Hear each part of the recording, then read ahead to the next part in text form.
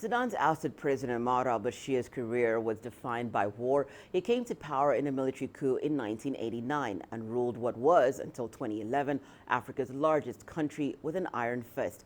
CGTN's Wilkister Nyabwa takes a look at how Bashir landed in the crosshairs of the International Criminal Court. For over a decade while he led the country, Sudan's former President Omar al-Bashir evaded prosecution by the Hague-based International Criminal Court. But now it appears that the man who ruled Sudan for 3 decades may finally face international justice. The 76-year-old former president faces 3 counts of genocide, 5 counts of crimes against humanity, and 2 counts of war crimes. Bashir seized power in a military coup in 1989 in the middle of a civil war between Sudan's north and south that had continued for over 2 decades. In 2003, while he was still in power, the Darfur conflict broke out. Rebels from the territory's ethnic Central and Sub-Saharan African community launched an insurgency, complaining of oppression by the Arab-dominated government in Khartoum. Bashir's government responded with a scorched-earth assault of aerial bombings and unleashed militias known as the Janjaweed, who were accused of mass killings and rapes. We have come here to confirm to you that we are committed to comprehensive peace process in Darfur. Peace is strategic, essential, and the top issue on which we will all work together.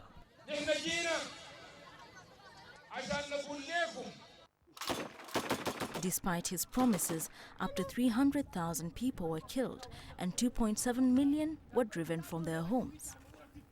The ICC issued the first warrant for Bashir's arrest in March 2009 and issued another in July 2010, marking the first time the global court had charged a suspect with genocide. It required all member states to arrest and hand him over to the Hague-based court, but Bashir still managed to travel to Kenya, Malawi, Nigeria and South Africa, all members of the ICC. In 2011, following a referendum, South Sudan gained independence from Sudan. South Sudan gained 75% of the territory's oil. The government of Sudan then imposed austerity measures, but this led to protests as prices of basic goods shot up. The government responded by dispersing protesters, arresting opposition politicians, and censoring the media. In April 2019, al-Bashir was ousted in a coup after months of intense protests. The civilian leadership and the military came to a power-sharing deal until elections could be held in 2022. Bashir is already in jail in Sudan for corrupt dealings. He was found guilty of corruption and illegitimate possession of foreign currency. Wilkister, Nyabwa, CGTN.